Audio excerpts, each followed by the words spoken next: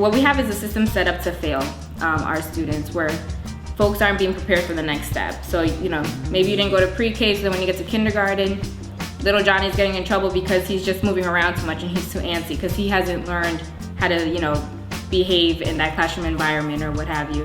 And then each grade doesn't prepare him for the next, so that he's behind from the very beginning.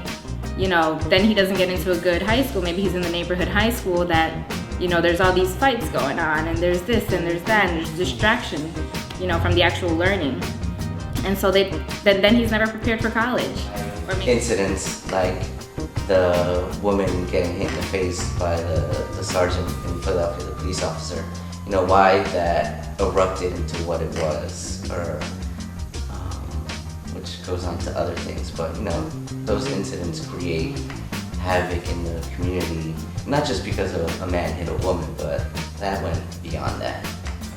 Puertorriqueños say, si Dios quiere, they put it in the will of, they just throw it out there in the will of something. Even though God, if it's in God's will, yes.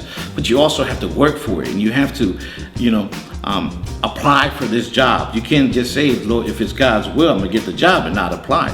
So people, they procrastinate. They just, they put themselves down. They put their borders in front of themselves. But I don't know if I can do this because I don't know if I can read that well. And the Latinos, we go into stuff already thinking that we're already at a disadvantage. Going back to the money, as the money gets smaller, right? There's only so much you can do, but there's still this great need. So I think that that's something that's always going to, and plus all these waves of new immigrants that come, that it's not just the Puerto Rican community anymore. It's the Dominican community, it's the Mexican community, it's, those that come from South America. But we still have this common issue, which is we speak a language that we want to acknowledge and celebrate, but it becomes that disadvantage.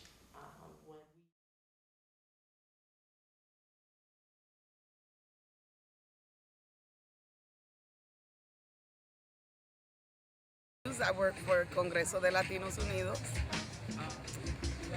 I joined the LPI because I've heard many stories in the past about how exciting it is and how much of a journey it is to place yourself and know what it is to work in the community. And it's what I like to do. I like to work in the community, and I wanted to join LPI to have that experience and to becoming a leader. Well, my journey in the LPI has been this year exciting. It's been exciting to learn different, just different parts of being a different person, like whether it's publicly or confidential, or how do you go about being a committed person to the community. I mean, you kind of get an understanding though on how the real world is and how people really are, you know what I mean? Like, who are, your true people in the community, They can say one thing and they're not, practicing what they preach, you know what I mean? And these are, being in the Latino partnership, you come to see those differences and learn the differences between why organizations or why people in the community are this way and that way, and you learn the differences. In LPI, the way it impacted me was when I got to see who I really was and what can come out of me in the community, not just everyone else's, perspective.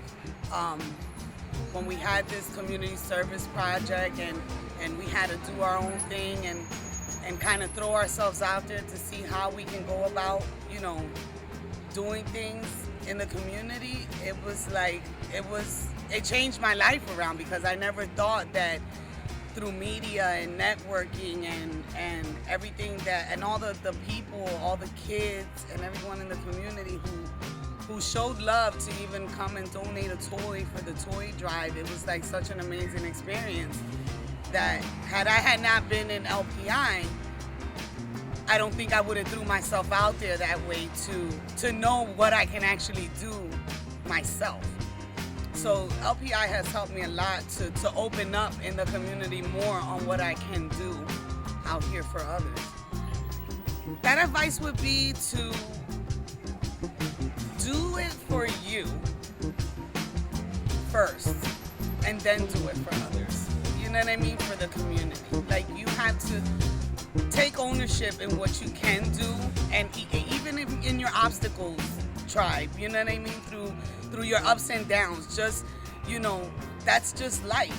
Life goes up and down, and LPI, being an LPI student, you're gonna have those moments where you're gonna go up and down, and obstacles and pressure and stuff are gonna accumulate, but you're gonna show yourself first that you can be the leader that you can be and move on.